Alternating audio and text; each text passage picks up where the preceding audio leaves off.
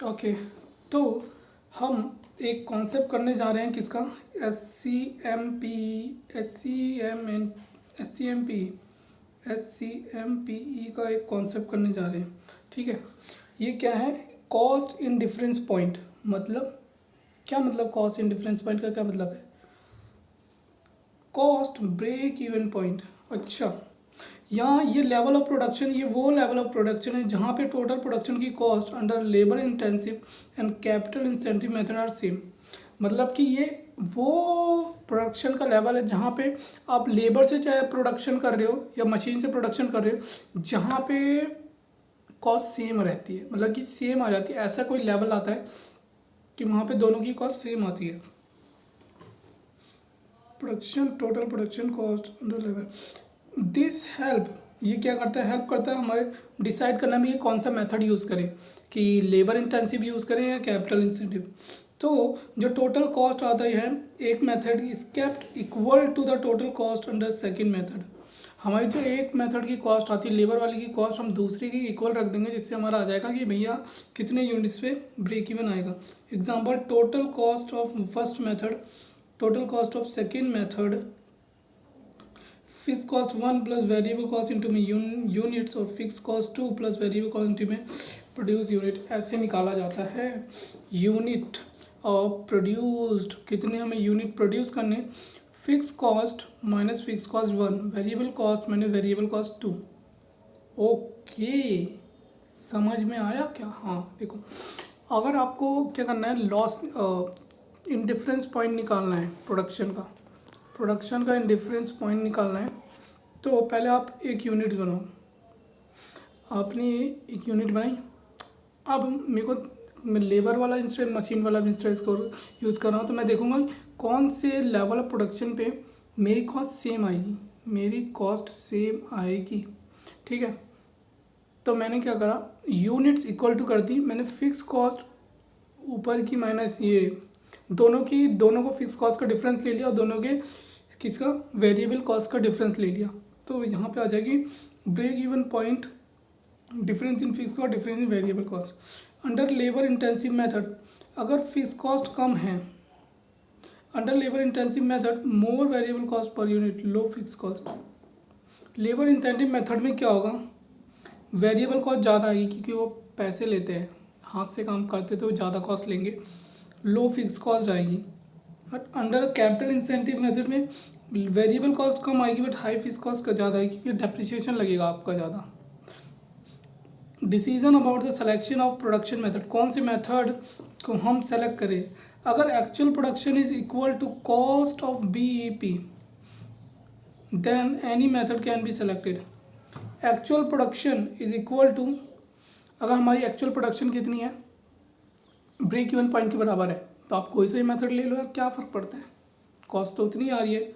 अगर actual production कम है, less than the break even है, तो लेबर वाले पे जाओ, तो break even, then high variable cost incurring method will be selected, labour वाला हाई वेरिएबल कॉस्ट है। और अगर आपका ब्रेक इवन से ज़्यादा है तो आप लो वेरिएबल कॉस्ट वाले पे जाओ, मतलब मशीन वाले पे जाओ। तो if actual production is more than the break even, तो लो वेरिएबल कॉस्ट पे जाओ, incurring method will be selected. समझ गए, इतना हो गया। अब हम आ गए कौन सी क्लास में, 12th क्लास में। यहाँ पे हमारा 12, 13, 14, 15 4 क्लास और बची है और 4 बज रहे हैं। लेट्स सी, ख़त्म तो करना ही है, कुछ भी हो जाए। यही सबसे ज़्यादा डिफ़िकल्ट चैप्टर है। तो ये सब मतलब डिफ़िकल्ट तो बोल मीडियम में है, बट लेक्चर सबसे ज़्यादा है। 14 लेक्चर है, अभी हम 12वें पे, इतने में तीन चैप्टर ख़त्म हो जाते हैं। चलो, क्वेश्चन 47, क्वेश्चन 47, एक्स लिमिटेड क्या करना चाहता है, X limited wants to replace an old machine को रिप्लेस करना चाहता है, जिसमें 3 अल्टरनेटिव है, machine 1, machine 2, machine 3 are under consideration with aforesaid data. ठीक है, direct material, direct labour, variable overhead, fixed cost, machine 1, 2, 3। Okay, machine 1, 2, 3, 3, 3, 3, 3, 3। You are required to compute the cost in different points for the alternative based on these points. हमें क्या करना है, cost in difference point निकालना है, ठीक है, for these alternative based on these points, based on these points a most economic alternative machine to replace the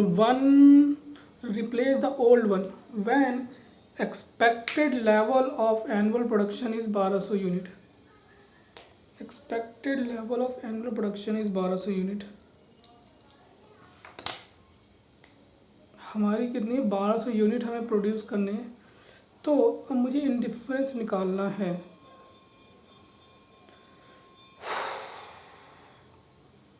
ठीक है, पहले मेरे को क्या करना पड़ेगा, अभी हमने पढ़ा था ना units of break even, right.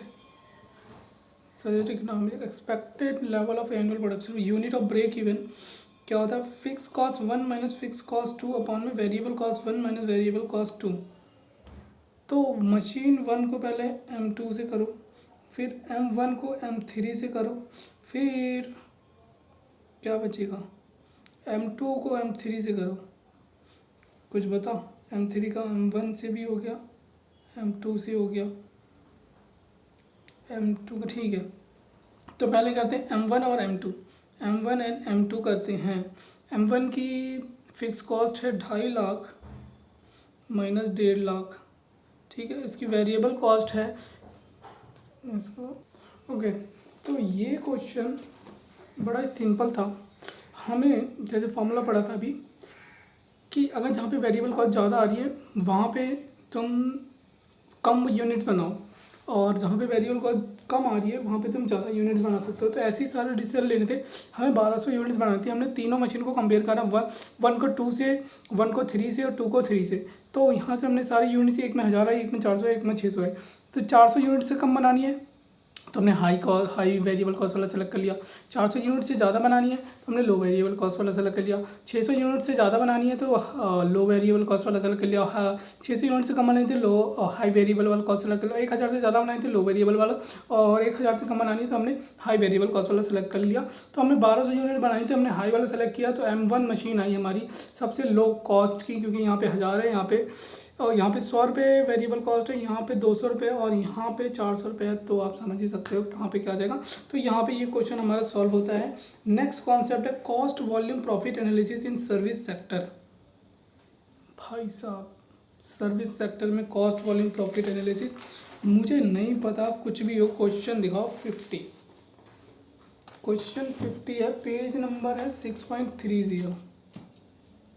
ये रहा, छोटा सा क्वेश्चन है, आपको कुछ नहीं करना ज़्यादा. मैं क्वेश्चन पढ़ के बता देता हूँ आपको क्या बोलता है क्वेश्चन 50, फिर आप खुद ही समझ लेना, ठीक है. खुद ही क्या समझाना, मैं समझा दूंगा पूरा. एक एक्सपर्ट रोडवेज सर्विस प्राइवेट, एक कंपनी है, छोड़ो नाम छोड़ो, कंपनी है एक, वो प्लानिंग कर रही है run a fleet of 15 buses. वो 15 बसेज चलाएगी. कहाँ पे, in Birpur city on a fixed route. Fix route पे चलाएगी, ठीक है, बीरपुर सिटी में. Company has estimated total passenger kilometre per annum. ओ भाई साहब, total passenger kilometre per annum, भाई साहब कितना पैसेंजर किलोमीटर पर एनम होगा. तो 2,51,085, 2,51,85,000 किलोमीटर होंगे. और हम 15 से डिवाइड कर दें तो एक बस का आ जाएगा, और हम पैसेंजर से भी डिवाइड कर दें तो किलोमीटर आ जाएंगे. नहीं, सिर्फ पैसेंजर से डिवाइड करते. इट इज़ एस्टिमेटेड दैट बस विल 100 का पूरी बस फुल लोड रहती है. बसेस परचेज प्राइस 44 लाख रुपए पर यूनिट है. With scrap at the end of 5 year 5,50,000 रुपये मिल जाएगा, ठीक है. एक बस का 55 लाख रुपये 4,50,000 में मिल जाएगा. सीटिंग कैपेसिटी बस की है 42, जो 100% लोड रहती है. तो हम 42 से डिवाइड कर देते हैं तो पैसेंजर किलोमीटर आ गया. टोटल किलोमीटर है ना, टोटल किलोमीटर आ जाएंगे हमारे पास 251,85 डिवाइडेड बाय 42. ये तो कुछ ऊटपटांग सा आ रहा है, चलो कोई नहीं, अभी देखते हैं. ठीक है, 42 सीटिंग कैपेसिटी है। ईच बस कैन गिव माइलेज 5 किलोमीटर पर लीटर, 5 किलोमीटर का माइलेज देता है। Okay. Average cost of fuel ₹66 पर लीटर, ठीक है। The cost of lubricants and sundries 1000 kilometre would be 3300, 1000 kilometre पे 3300 की कॉस्ट आती है। Okay. Company will pay 27,500 per month to driver और 2 अटेंडेंट्स फॉर ईच बस, ठीक है। ड्राइवर और 2 अटेंडेंट्स इसमें ही आ जाते हैं, जिनको कंडक्टर बोलते हैं। अदर एनुअल चार्जेस पर बस 55,000 इंश्योरेंस गैराज चार्जेस 33,000 रुपये का गैराज चार्जेस, ठीक है। अब गैराज चार्जेस कितने हैं? गैराज चार्जेस 33,000 है। रिपेयर एंड मेंटेनेंस 55,000 है। रूटीन परमिट चार्जेस 20,000 है। और ये सारे चार्जेस बता रहे हैं, मेरे को कुछ समझ नहीं आ रहा मैं कैसे करूँगा, छोड़ो अभी। कैलकुलेट करो सजेस्टेड फेयर पर kilometre taking into account markup 20% on journal overhead and sufficient profit, ठीक है। तो टोटल किलोमीटर निकालते हैं ना। 42 बसें हैं, 42 पैसेंजर बैठते, 15 बसेस है, एक बस का आ जाएगा सीधा, ठीक है। 2,51,085, 2,51,85,000 पैसेंजर किलोमीटर है। 15 से डिवाइडेड करा, 42 से कर दिया,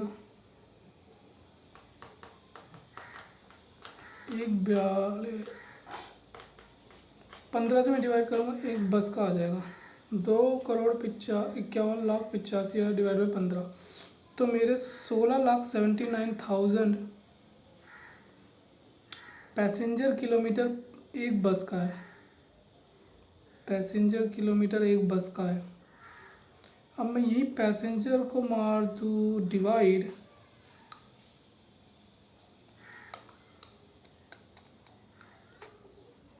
भाई साहब दिखाओ मेरे को ज़रा कैलकुलेशन ऑफ पैसेंजर किलोमीटर बस। 40 की कैपेसिटी है, मैंने कहाँ लिखा 42? अच्छा जी, 2 सीटिंग उनको ले ही नहीं रहा, 2 attendants including seat of driver. Seating capacity कितनी है बस की? सीटिंग कैपेसिटी बस की है 42, excluding seat of driver, driver के हटा के 2 अटेंडेंट्स। भाई साहब ये किलोमीटर आ जाएगा, टोटल किलोमीटर एक बस का 41,975 किलोमीटर, 41,975 किलोमीटर। अब हम कॉस्ट निकालनी शुरू करते हैं, बस मेरे को यही चाहिए था। तो सबसे पहले बस परचेज करी, 15 के हिसाब से ही ले लूँगा, ठीक है। बस परचेज करी, एक बस का निकाल लो ना, क्या दिक्कत है, 15 को हमारे पास मल्टीप्लाई करेगा, एक बस का निकाल लें, प्रॉफिट तो सबको वही देना है तेरे को, है ना, ठीक है। एक बस परचेज करी इसने 44 लाख की, जिसका डेप्रिसिएशन हम कर देते हैं एट एंड ऑफ द 5 साल चलेगी, तो 44 लाख माइनस 5,50,000 डिवाइडेड बाय 5, तो 1 साल का डेप्रिसिएशन है। और एक 15 बस चलती, total passenger kilometre per annum, ठीक है, 1 साल का है। तो हम डेप्रिसिएशन ले लेते हैं 7,70,000, ठीक है, एक बस का ही, एक ही बस है ना। Bus purchase price, buses are purchase at a price of 44 per unit, ठीक है। 44 लाख माइनस 5,50,000 डिवाइडेड बाय कितनी है, 5 साल, ठीक है। 7,70,000 डेप्रिसिएशन आ गया। अब आगे चलो, ठीक है। सीटिंग कैपेसिटी 42 है, ठीक है। ईच बस कैन गिव माइलेज 5 किलोमीटर की देती है ना। Average cost of fuel 66 rupees पर लीटर। फ्यूल की कॉस्ट, एक बस चलती नहीं, ये सारी बस है, नहीं सही है, एक बस है क्योंकि हमने 1540 से डिवाइड करा, 41,975 और इंटू 66 रुपीज़ पर लीटर है, तो 41,975 इंटू 66 रुपीज़, तो 27,70,350 रुपये, ठीक है। ये आ गया मेरा फ्यूल। ईच बस कैन माइल सॉरी 41,975 सॉरी, मैं इसको म्यूट कर। ओके, तो इस क्वेश्चन में यहाँ पे एक चीज़ नोट करने वाली बात ये है, आपकी जो पैसेंजर है, कंपनी ने एस्टिमेट करा पैसेंजर किलोमीटर, आपको इसको पैसेंजर से डिवाइड करना है और किलोमीटर बसेस से डिवाइड करना है क्योंकि 15 बस के हैं, ठीक है। और एक साल के है तो कोई दिक्कत नहीं है, 15 से डिवाइड कर दो, पैसेंजर से डिवाइड कर दो। पर पैसेंजर में बोल रहे हैं 42 कैपेसिटी है एक्सक्लूडिंग ड्राइवर। जब एक्सक्लूडिंग ड्राइवर है 42 है, उसमें 2 अटेंडेंस भी है तो 40 से डिवाइड कर दो, तो अल्टीमेटली तुम्हारा एक बस का किलोमीटर आ जाएगा। एक बस का किलोमीटर आ गया तो आप सब कुछ निकाल सकते हो। बस एक जगह कन्फ्यूजन हुई थी, हाँ, ये लुब्रिकेंट एंड सन्ड्री जो थी हमारी 3300 रुपये पे 1000 किलोमीटर पे आ रही थी, तो 1000 से हमने 1 किलोमीटर का निकाला 3.3 और हमारे 41,000 जो भी किलोमीटर चला उसके अकॉर्डिंग ही हमने कर दिया ये। ओके, फिर यहाँ पे सारी गैरेज है, फिर उसमें 20% ऐड करके डिवाइडेड कर दो। डिवाइड करोगे किससे, और किलोमीटर से, और पैसेंजर किलोमीटर से, एक ही बस से डिवाइड करोगे 40 से करोगे तो हमारा 1 रुपये आ जाएगा बस। अब यहाँ पे ट्रांसपोर्ट सेक्टर क्या है, बोल रहा है कि भैया 1 रुपये तुम्हारा फिक्स कर दिया, 1.3 बहुत रेगुलेटरी है। दूसरे क्वेश्चन में सेकंड पॉइंट है इसका कि बहुत रेगुलेटरी है, कौन, जहाँ पे हमने वो लिया था बहुत रेगुलेटेड है, तो बीरपुर बहुत रेगुलेटेड है। हमने क्या करा, उनका फिक्स कर दिया, तो मैंने मेरा जो किलोमीटर आता 41,975 मैंने 1.35 से मल्टीप्लाई कर दिया क्योंकि मेरे को इतना चार्ज करना है, और फिर मल्टीप्लाई कर दिया मैंने कि किससे, 40 से, नंबर ऑफ पैसे, तो मेरा रेवेन्यू हो जाएगा 22,66,650, ठीक है। अब इसने बोला कि भैया कॉस्ट को कंसीडर करना है, आप कॉस्ट को, सारी कॉस्ट को कंसीडर करोगे, बस फिक्स कॉस्ट का मत करना। सैलरी तो होगी बंदे को मिल रही है, डेप्रिसिएशन नहीं होगा, और रूट परमिट जो है, रूट परमिट है वो भी नहीं होगा इंक्रीज, बाकी प्लांट एंड मशीनरी भी होगा, गैरेज चार्जेस भी सब कुछ इंक्रीज होगा, ड्राइवर की सैलरी सब बढ़ जाएगा, तो रिवेन्यू में से माइनस कर देना, प्रॉफिट आ जाएगा, ठीक है। फिर ये हमारा ये क्वेश्चन भी कंप्लीट होता है। वाओ, काफ़ी टाइम लगा दिया इस क्वेश्चन पे आपने, 34 मिनट्स के करीब।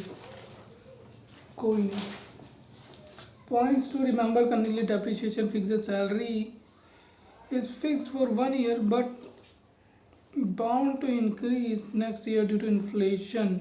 कॉन्सेप्ट है cost volume normal distribution curve, ये थोड़ा कॉन्सेप्ट अलग है, ये आपका वहाँ भी आता है, वहाँ भी आता है, वहाँ भी आता है, हर जगह आता है।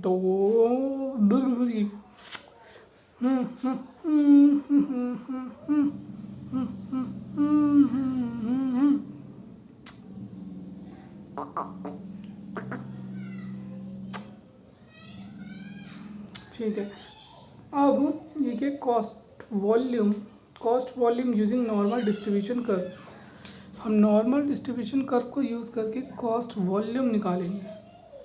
Okay okay okay okay okay okay, ठीक है।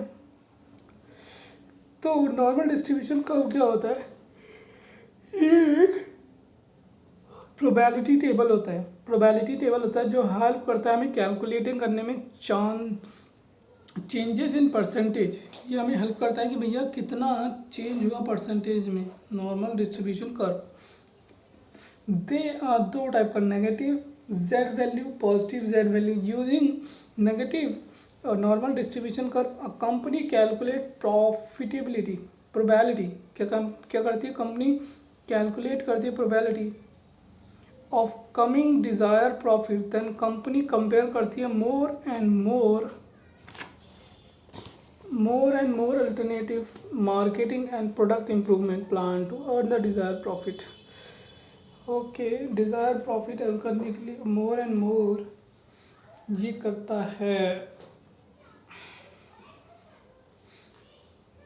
ठीक, स्टेप्स हमें कंप्यूट करना है क्या, नॉर्मल डिस्ट्रीब्यूशन कर्व की परसेंटेज कंप्यूट करना है जेड। तो हमें कितना प्रॉफिट चाहिए, माइनस कर दो एवरेज प्रॉफिट, डिवाइड में कर दो स्टैंडर्ड एविएशन, ये हमारा जगह है जेड। जेड ही नॉर्मल डिस्ट्रीब्यूशन कर्व है, इसी से सब कुछ निकलेगा। जितना हाई स्टैंडर्ड एविएशन होगा उतना हाई रिस्क होगा, जितना कम स्टैंडर्ड एविएशन होगा उतना कम रिस्क होगा। ठीक है, जितना हाई स्टैंडर्ड एविएशन होगा उतना ज़्यादा रिस्क होगा, जितना कम स्टैंडर्ड एविएशन होगा उतना कम रिस्क होगा। ओके,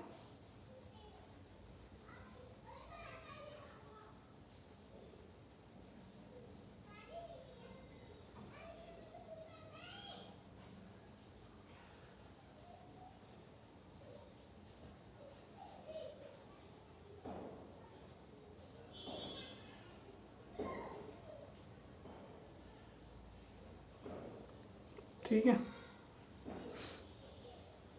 तो standard aviation calculate, standard aviation क्या करते हैं, इस calculation of deviation from desired result. Standard aviation क्या है, कैलकुलेशन है of deviation from desired. Standard aviation क्या है, कैलकुलेशन है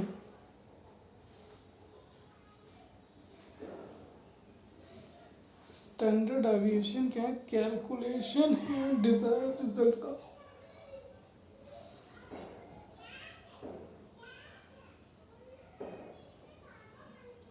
ओके, आइडेंटिफाई करेंगे value of corresponding to Z in NDC table. फिर कैलकुलेट करेंगे probability of a particular profit. Question 51 समझ तो आया नहीं, समझ तो आया नहीं, मगज तो आया नहीं, समझ में आया क्या, मगज में आया क्या। चलो क्वेश्चन 51 बोल रहा है, हम क्वेश्चन रीड कर लेते हैं। चलो चुन्नू सा क्वेश्चन है, आराम से रीड कर। Selling price of product for next accounting period is 110। हमारा, हम अगले साल जो बेचेंगे वो 110 रुपये का बेचेंगे। ठीक है, 110 रुपये का बेचेंगे। And variable cost is estimated, हमने एस्टिमेट करा है कितना, 70 रुपये। तो कंट्रीब्यूशन कितना आ गया, 40 रुपये। ठीक है, सेलिंग हमने सोचा कि 110 का बेचेंगे और एस्टिमेटेड वेरिएबल कॉस्ट इतनी आएगी। The budgeted fix cost for the period is 1,65,000।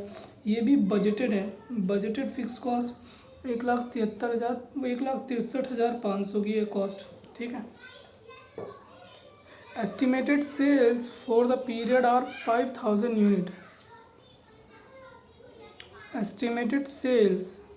estimated sales for the period are 5,000 units। हम कितनी सोच रहे हैं कि हम 5,000 यूनिट बेच देंगे। ठीक है, and it is assume that, हमें एज्यूम कर रहे हैं the probability distribution for the estimated sales quantity is normal with the standard aviation 125 का यूनिट, मतलब 125 यूनिट ऊपर नीचे हो सकती है। तो the selling price, variable cost and total fix cost are assumed to certain. What is the probability of being profit greater than 40,000। अब मेरे को प्रोबेबिलिटी बता दो कि प्रॉफिट हमारा 40,000 से ऊपर जाएगा, क्या प्रोबेबिलिटी है।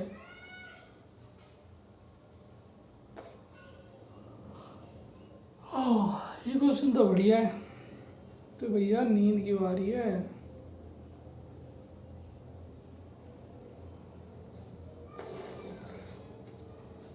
ये क्वेश्चन तो अच्छा है। मेरे को प्रोबेबिलिटी बतानी कि मेरे को 40,000 कमाऊंगा तो क्या होगा। वेरिएबल कॉस्ट आ गई, मेरे पे कंट्रीब्यूशन आ गया, फिक्स्ड आ गया, ब्रेक इवन मेरे को देखना पड़ेगा इसका। रिक्वायर्ड प्रॉफिट, आपको रिक्वायर्ड प्रॉफिट 40,000 चाहिए, minus average profit divided by standard aviation 5,000। Standard aviation कैसे आ गया, एक्सपेक्टेड प्रॉफिट 36,500। हमारा एक्सपेक्टेड प्रॉफिट कितना है? Variable cost 5,000 into 40। 5,000 हमने सोची थी ना बेचने की, माइनस 1,63,500 हमारी फिक्स कॉस्ट है। तो एक्सपेक्टेड प्रॉफिट है हमारा 5,000 इंटू 40 माइनस 1,63,500,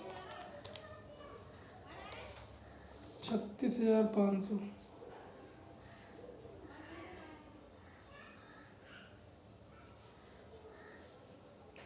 36,500।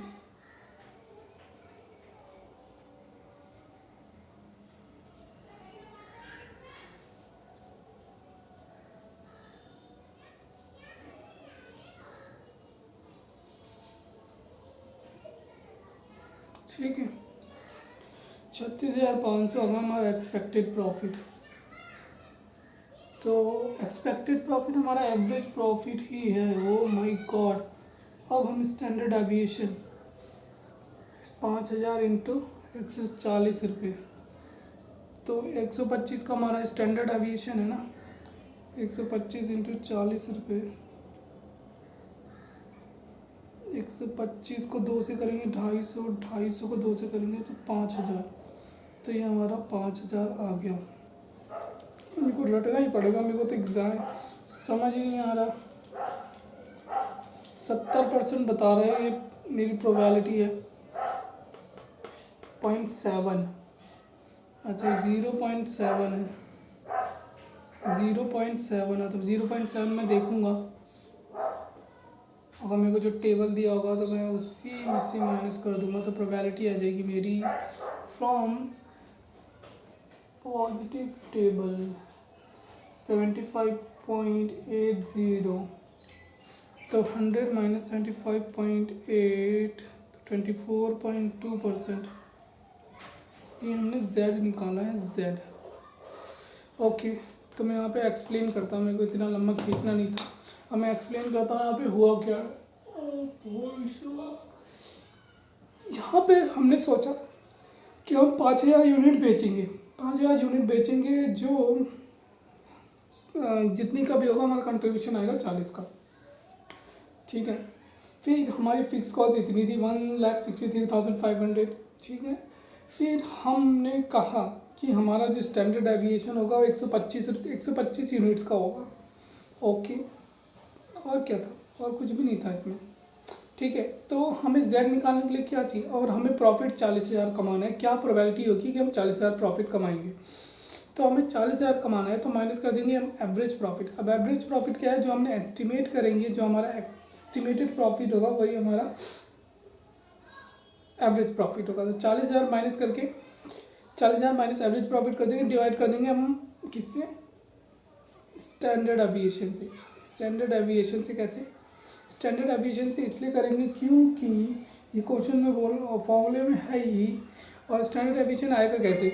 हमारा 125 का स्टैंडर्ड एविएशन था और इंटू 40 का कंट्रीब्यूशन था, उससे डिवाइड कर देंगे तो हमारा आ जाएगा 0.07। जब 0.07 आएगा तो उसमें क्या करना है आपको? ये हमारा z का वैल्यू है। z का वैल्यू अगर आपको कोई भी टेबल दिया तो आप उसके अकॉर्डिंग ही उसको वैल्यू को निकालो। हमें नॉर्मल डिस्ट्रीब्यूशन दिया हुआ टेबल दिया था, तो हमने क्यूमुलेटिव दिया था।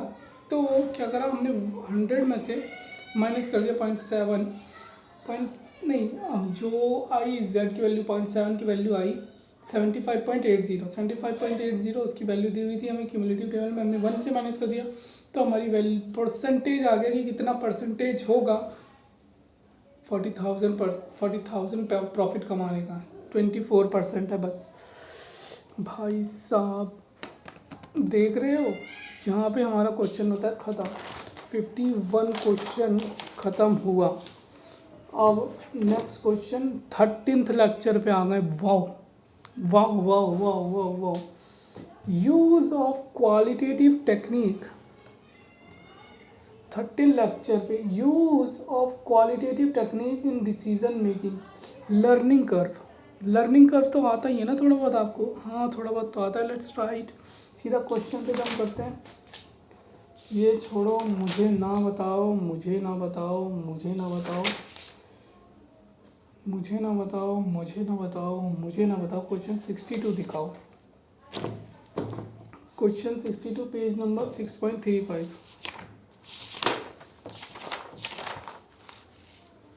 62।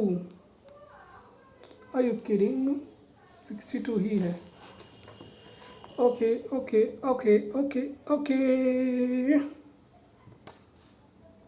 तो अभी हम नहीं कर रहे क्योंकि मेरा सर दर्द बहुत कर रहा है, तो मैं अभी इसको नहीं कर रहा। मैं दूसरा चैप्टर करूँगा, मतलब दूसरे सब्जेक्ट करूँगा। तो बाय बाय, नेक्स्ट वीडियो में मिलते हैं।